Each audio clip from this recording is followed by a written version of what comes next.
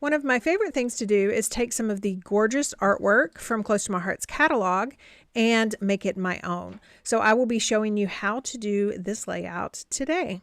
Hi, I'm Katie Taylor at scrappinkaty.com, where I show you how to preserve your family's memories through the art of scrapbooking. So for today's video, I am taking this layout from the Silver Bells collection. And I've always loved how Close to My Heart kind of adds the extra little outliers, if you will, from the layout. So you can see that top right and that bottom left. And I am going to try and recreate that by actually shrinking the actual layout, what appears to be the layout, just a little bit smaller. So I am going to take a piece of the Mix-In collection. This is mink and it's got just this subtle pattern on it. And I'm going to go ahead and gut this by using my rail cutter and just cutting that square out. And that's going to allow me to save some of that because the Mix-In collection, you only get one sheet of this. So for this toffee cardstock, I'm just going to add these 1/4 inch pieces of French vanilla cardstock and adhere those to the edges, and I'll do that on both ends. And then I am going to distress those here in just a second. It would have been nice if I would have remembered to add some toffee ink while I had it off my layout, but I did not. So I'm going to adhere that down to this Silver Bells pattern paper, and then that piece goes across. I love those silver bells on there. And then I am going to add some pieces of toffee cardstock. Now, you might be wondering, that does not match the toffee cardstock you used before. And that is because our Close to My Heart cardstock has the true color on one side and the lighter color on the other. So just by using that same sheet of toffee cardstock, but using both sides, I'm able to kind of have that contrasting look. I am going to take a lip pen and I'm going to add some faux stitching just on the bottom of that toffee, just right above that French vanilla 1/4 inch strip.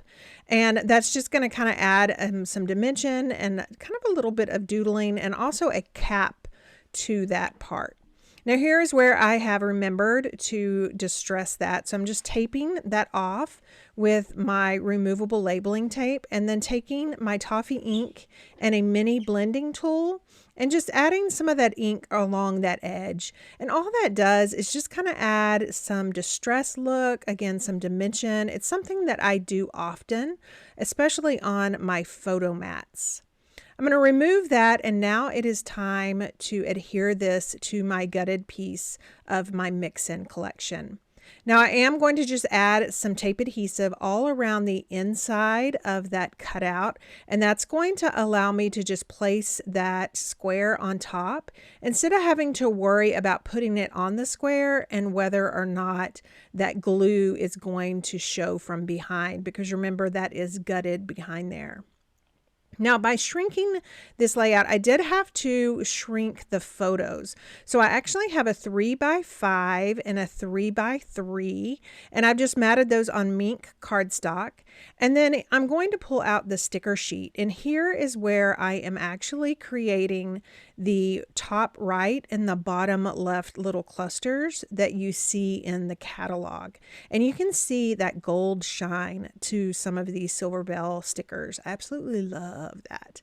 Now, for the most part, these stickers are going to be stuck directly onto my layout, but I will take some of the stickers and remove that sticky backing with my anti-static pouch, and that's going to allow me to add some 3D foam tape to the back of those and get some more dimension with those. Now, while I haven't actually added photos to this layout yet, I'm really excited about trying to find photos. You guys know that this is my No New Photos November.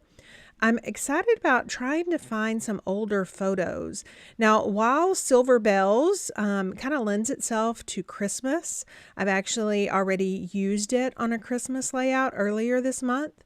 I don't think that it really has to be Christmas photos, if you will. So that bottom right or that bottom left sticker, you saw me take the stickiness off with my anti-static pouch. I've got some 3D foam tape on there, and that's allowing me to tuck some of those cut stickers in behind that.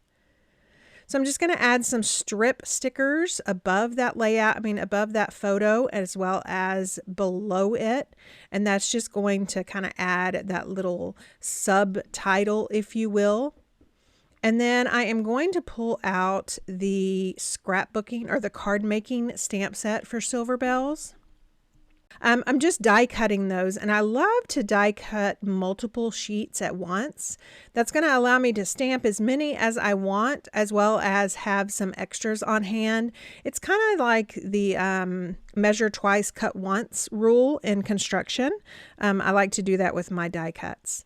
Now I'm going to take these images and I'm going to actually ink them up in toffee and going to try to mimic kind of the colors that are in the paper collection as well as the sticker sheet. So I'm going to ink those up in toffee, and I will be coloring these in with my tri-blend markers. And to mimic the colors, I have pulled out 2 of my tri-blend markers.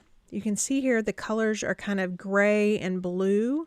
So I've pulled out my ice gray blend and my brown gray blend. And those 2 markers are going to allow me to get as close to the colors as possible. And of course I'm using my tri-blend markers. So it's kind of 3 colors in one, if you will. If you're familiar with Copics, and they blend really well if you buy the 3 markers that are, kind of like in that number sequence. Tri-blend markers allow you to only buy 1 marker, and then you have that light end, the medium, and the dark. So I'm basically just coloring the holly pieces. They're really holly leaves, but of course, in this instance, they do not have to be your greens that you're used to seeing with hollies. And then of course, the ornaments also have some little detail on them. So I'm using those same markers.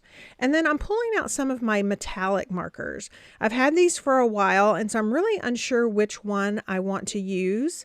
So I pull one that I thought was close, and then I couldn't remember because I put them all together. But I'm going to use those on the little berries. Now, hindsight, once I did this, I did not like it at all. It kind of hid the toffee stamp, I guess, if you will. Just really didn't like it. So I'm bringing in my gold shimmer brush to kind of fix this mistake and add some shimmer here and there to these bells and these ornaments. And I really like that addition. I wish I would have done the gold shimmer brush on the bows and the holly berries instead of using those metallic markers. But, oh well. So I'm going to adhere these down kind of at the bottom in between the 2 photo mats. I'm using liquid adhesive for one of them and then some thin 3D foam tape for the other, just so it'll kind of be up a little bit and allow me to kind of glue it on top of that other ornament. Here is that wonderful bell sticker. Now I am going to take the sticky off the back with my anti-static pouch and then add some 3D foam tape and adhere it to that top left.